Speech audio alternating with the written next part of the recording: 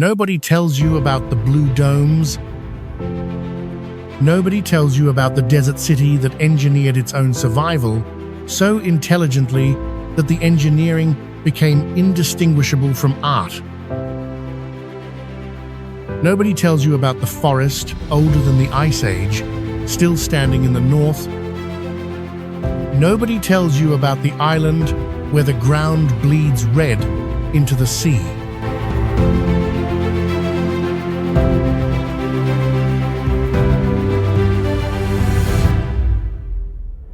Nobody tells you because for decades, the people telling the story of Iran never once looked at the land. What the world gave you instead was a country made entirely of tension. Economic pressure so sustained, it became the only lens. A name so loaded with association that it arrives in conversation already reduced, already an argument, already a headline, already stripped of everything that doesn't fit the frame. But here is what the frame left out. A civilization that has been building on this land for over 2,500 years. Domes that have outlasted every political system that ever claimed them. Ruins that make the present feel like a rough draft. Deserts so extreme they barely look earthly. Cities so intelligently built from scarcity that the scarcity itself became beautiful. A country that absorbed decades of external pressure and whose mountains, towers, gardens, and coastlines are still standing, unchanged, unhurried, indifferent to everything thrown against them. Pressure this sustained was supposed to erase all of that. It didn't. Now, before the first image appears, think of Iran. Whatever comes to mind in this exact moment, write it in the comments. One word is enough, because by the end of this, you won't need anyone to change your picture. You'll want to change it yourself. 10 places. Let's begin. The first thing Tehran gives you is not what you expect from a capital carrying this much political weight. It gives you snow. Not metaphorically, not as atmosphere. Actual snow on actual peaks, visible from almost anywhere in the city on a clear winter morning, sitting above the smog and the apartment towers and the highway noise as if none of it is particularly interesting. The Alborz range runs the entire length of Tehran's northern edge, and it does not recede into the background the way mountains in other cities do.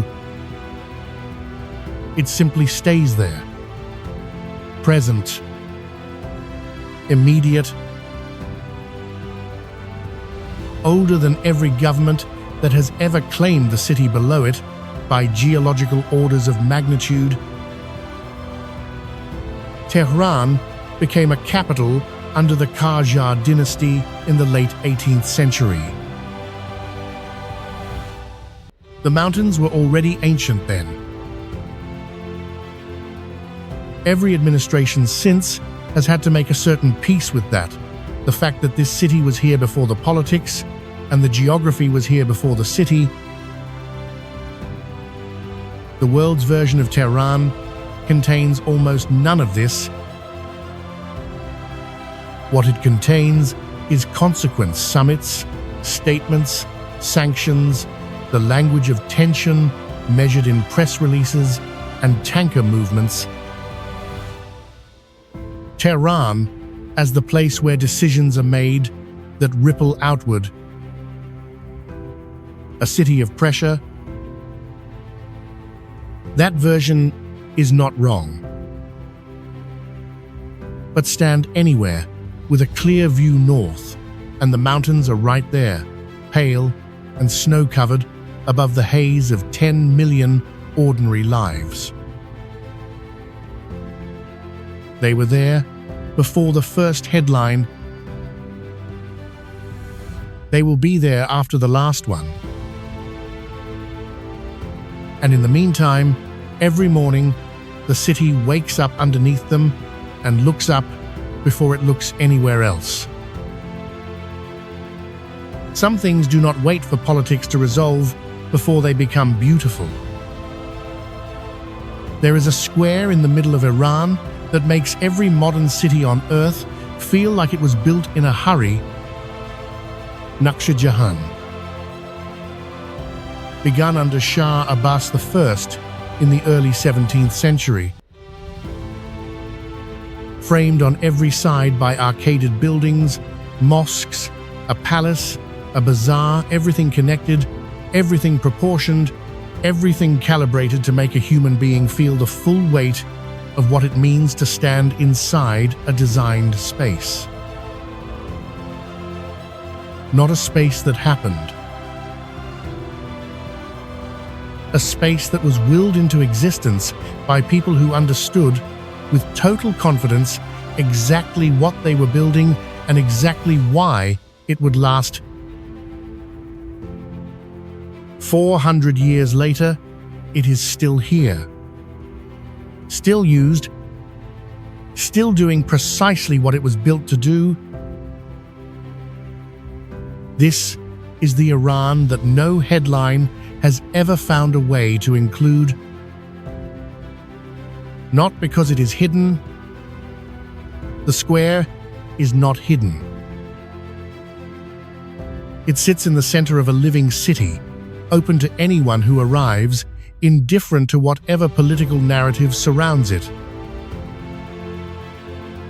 It has outlasted every dynasty that claimed it, every conflict that threatened it, every outside framework that tried to define the country containing it. It simply remained the way things remain when they are built completely enough that time has nothing left to take from them. Stand at the center of Naqsh Jahan and turn slowly. Blue tile catches desert light at angles that shift by the hour. Domes rise at either end with a confidence that has nothing to prove. The arcades run the full perimeter, shade and geometry and proportion, repeated until repetition becomes rhythm, and rhythm becomes something close to music made in stone. What kind of civilization builds this? Not one you can reduce to a sanctions framework. Not one whose story begins and ends with geopolitical tension.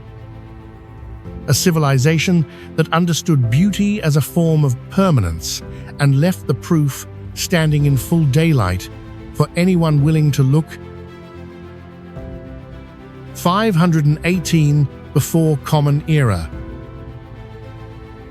Darius I of the Achaemenid Empire chose a terrace in what is now Fars province and began building a ceremonial capital designed to do one thing, above all else, make empire impossible to ignore.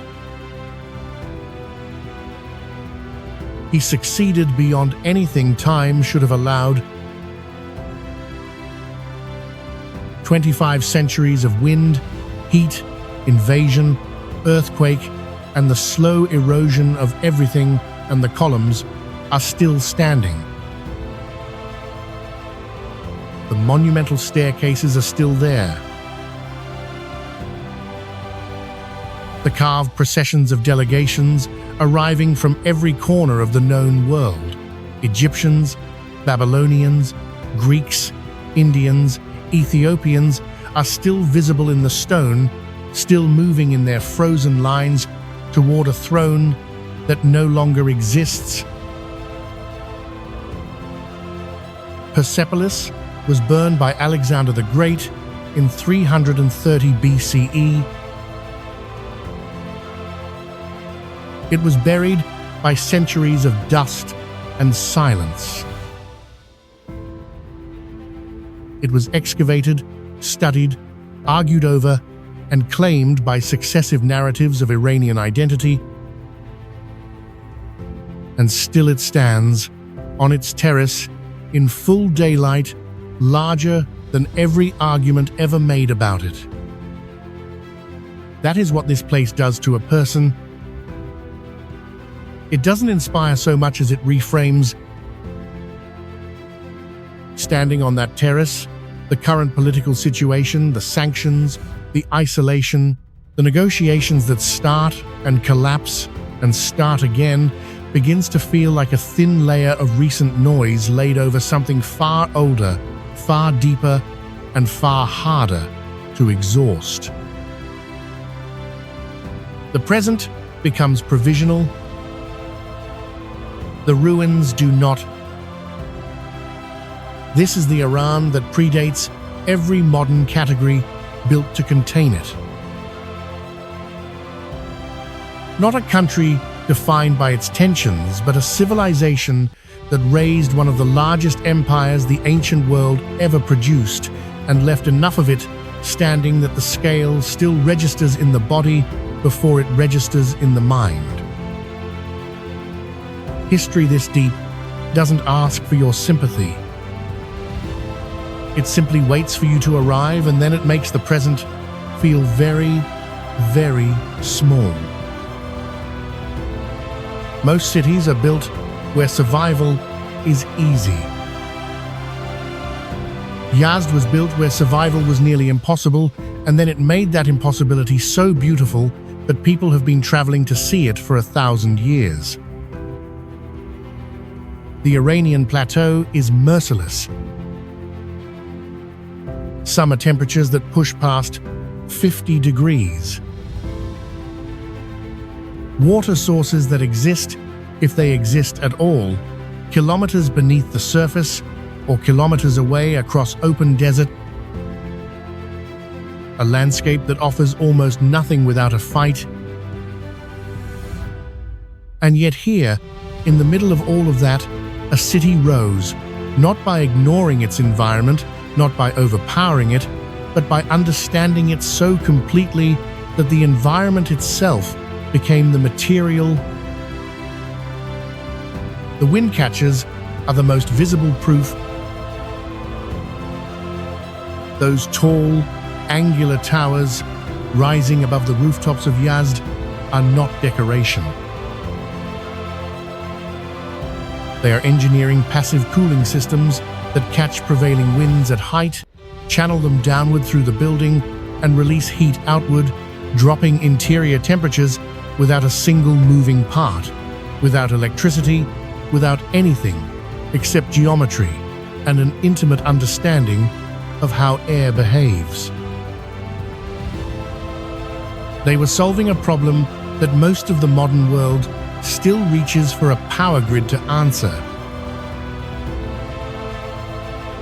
Beneath the streets, qanats, underground channels, hand-dug across kilometers of dry earth, carried water from distant mountain sources directly into the city. UNESCO recognized Yazd as living testimony to desert survival, a place where every elegant solution was first an urgent necessity. That is the deepest truth this city carries. Beauty here was never chosen for its own sake. It was the byproduct of intelligence applied to hardship over an extraordinarily long period of time, until the intelligence and the hardship and the beauty became the same thing, layered into walls the color of the earth, into towers that breathe, into a city that looks like it grew from the desert rather than being placed upon it. Yazd did not survive despite its conditions. it became magnificent because of them. There are places on this planet that do not care whether you find them beautiful. The Lut is one of them. One of the hottest surfaces ever recorded on Earth. A landscape of salt flats, eroded ridges, and wind-carved rock formations stretching across an area larger than Switzerland, silent, severe, and so geologically extreme that standing at its edge, the word landscape begins to feel inadequate. This is not scenery. This is the planet's interior, made visible. This is what the Earth looks like when it has been given enough time, enough heat, and enough wind to work on itself completely undisturbed, with no consideration whatsoever for the human beings who might one day arrive at its border and try to make sense of what they are seeing.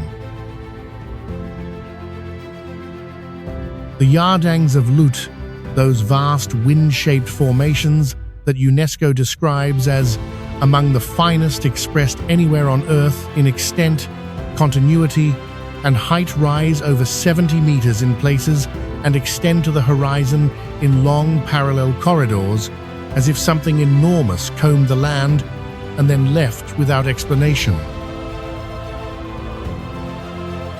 Salt flats stretch flat and white between them. Heat haze bends the air above the surface into something that looks less like atmosphere and more like the desert breathing. Most landscapes offer comfort, a scale that includes you, a horizon that acknowledges your presence. Lut offers none of that. It is indifferent to you in a way that is almost clarifying, as if the desert is simply showing you what existence looked like before anything alive arrived to have opinions about it. And here is what makes that extraordinary in the context of this story. This wilderness, this planetary, almost hallucinatory expanse of heat and silence and geological extremity sits inside the borders of one of the most politically argued over countries on Earth. The same nation reduced to a headline every news cycle contains, quietly and without apology, one of the most astonishing pieces of natural landscape anywhere on the planet. The frame never mentioned that everything you have seen so far has prepared you for more of the same. More desert. More stone. More heat and ancient ruins and cities, the color of the earth they were built from. That is, the Iran the mind constructs when it tries to picture this country arid, severe, monumental, old in the way that dry things are old, preserved by the absence of moisture rather than by the presence of light. Then you cross the Alborz Mountains heading north, and everything you thought you knew dissolves. The Hercanian forests run along Iran's northern edge, pressed between the southern Caspian coast and the mountain range that spent the last 7 parts of this story forming the backdrop of Tehran. From one side of those mountains, plateau, desert, dust, and heat. From the other, this mist on steep green slopes. Beech and oak and ironwood so dense the canopy closes above you. Rain on ancient ground. A belt of forest, so visually unlike central Iran that arriving inside it feels less like entering a different landscape and more like entering a different planet wearing the same name. UNESCO describes the Hercanian forests as a unique broadleaf massif with origins stretching back 25 to 50 million years.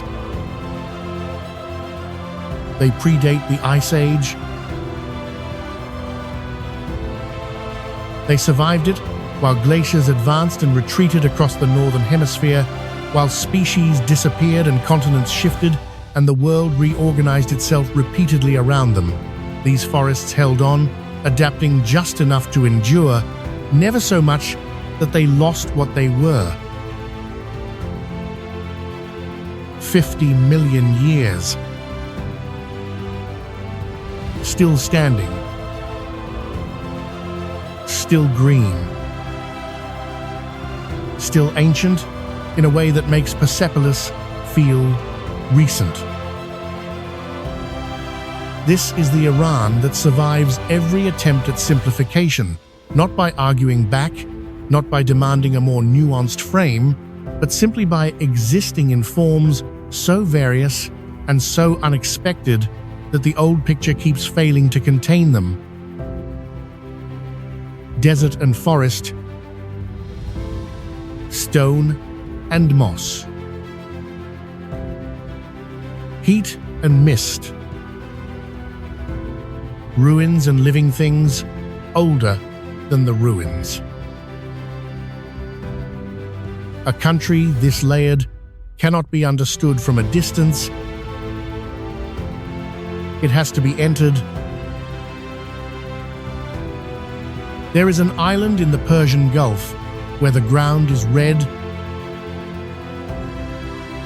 not at sunset, not in certain light, not as a trick of atmosphere or a feature of the hour. Red iron oxide and ochre saturating the soil so completely, so deeply, so permanently that standing on the shore of Hormuz, the color stops feeling like geology and starts feeling like a statement. The coastline bleeds into turquoise water. The hills are red. The dust on your shoes is red. It is the most purely visual place in a country that has not lacked for visual extremity, and it requires no history, no context, no frame of any kind to register. You arrive, you see it, and something in your understanding of what color is capable of shifts and does not shift back. This is Iran's south, where the country opens toward the Strait of Hormuz and the landscape strips itself down to its most elemental components. No domes, no ruins, no engineered solutions to desert survival, no ancient forest holding centuries of moisture in its canopy.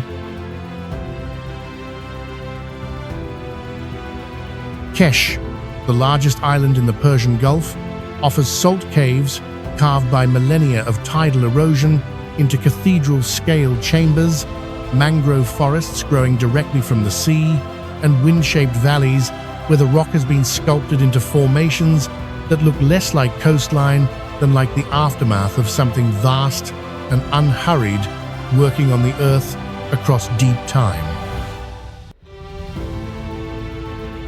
And then Hormuz, small, mostly barren, and bleeding red into a turquoise sea, as if the earth decided, in this one place, to stop being subtle about what it's made of.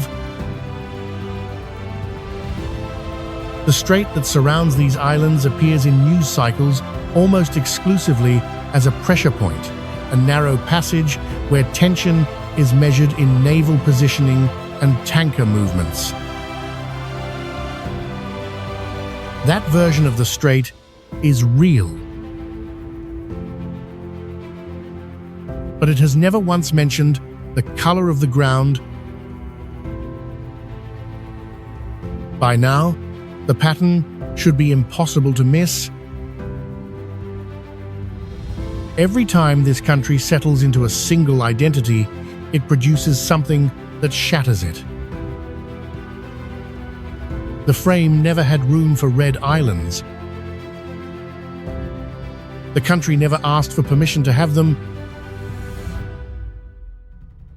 After everything this country has shown you, Shiraz does something you no longer expect. It slows down. Not the stillness of emptiness. Not the silence of a desert with nothing left to say. Something rarer and more deliberate. The quiet of a place that decided centuries ago what it valued most, and then organized itself around that decision with enough patience and enough care that the decision became visible in the streets, in the gardens, in the particular quality of afternoon light that seems to linger here longer than physics should allow. Shiraz is the city of Sa'di and Hafez, two poets whose words have been read continuously on this land for 7 and 8 centuries respectively, whose tombs in this city are not monuments to absence, but destinations, places where people still arrive with flowers and sit for hours and leave feeling that something true was confirmed. In a country whose past is everywhere and whose present is contested, that kind of continuity is not a small thing. It is evidence of a civilization that knew what it wanted to preserve and preserved it. The gardens carry the same quality. Cypress lines and water channels running through geometric beds, shade and proportion, and the sound of moving water in a dry climate, each element deliberate, each arrangement the result of a culture that understood beauty not as luxury but as necessity, not as the reward for stability, but as the practice that makes stability possible. This is what the other 8 places in this story have been building toward without announcing it. Tehran showed you a city that answers to geography. Isfahan showed you beauty as an act of civilization. Persepolis showed you scale that makes the present provisional. Yazd showed you intelligence made visible. Lut showed you the planet before human beings arrived to have opinions about it. The forests showed you time measured in millions of years. The islands showed you color as geology, raw and permanent. Shiraz shows you what endures after all of that, when the mountains and the ruins and the deserts and the forests have said everything they have to say, and what remains is a garden, a poem, and a people who never stop tending both. 10 places, and in every one of them, the same thing happened. The frame tried to hold the country still, and the country produced something the frame had no category for. A capital that answers to mountains, a square that outlasted every government that claimed it. Ruins that make the present feel like a rough draft. A desert city that turned scarcity into one of the most intelligent built environments on Earth.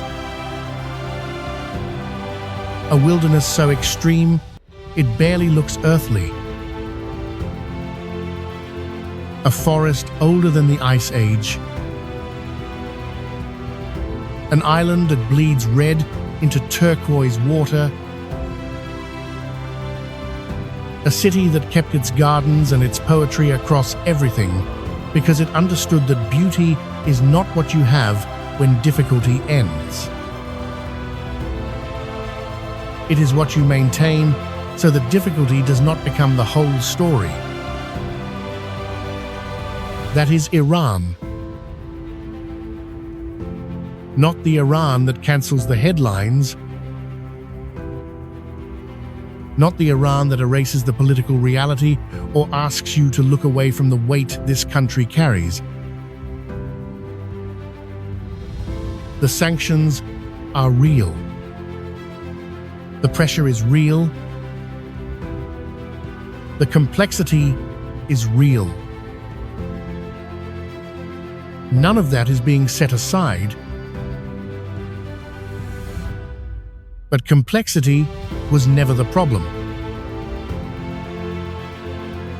The problem was the frame too narrow, too fixed, too committed to a single story about a place that has never been a single thing and was never going to become one simply because it was convenient. Now go back to the comment you left at the beginning. The image you wrote down before any of this started. Read it. And ask yourself honestly, is that still the first thing, or is something else there now? Something that arrived without permission and refuses to leave. That shift, if it happened, is the whole point. Iran was always this. It was only waiting to be seen.